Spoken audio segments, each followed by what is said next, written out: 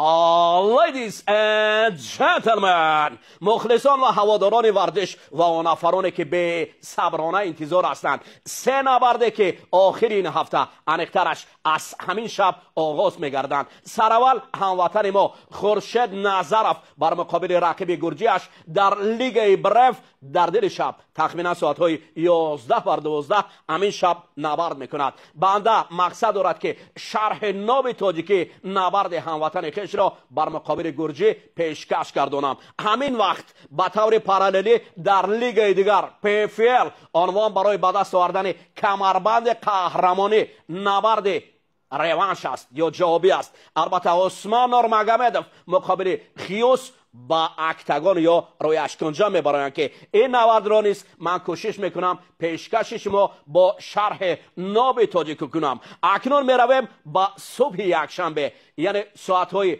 9 برده انکلایف در نبرد جوابی بر مقابل پریر برازیلیایی نبرد میکند که من مقصد دارم که نبرد را نیست با شرح ناب تاجیکی به طور مستقیم پیشکشتون گردانم. ما را پیگیر بودن چنین است، همیشه در صحیفه بنده مرادر تشایف با هم میشویم و ورزشکاری دوست داشته خیش را دستگیری میکنیم، با هم بحر پیروزی ها میرویم.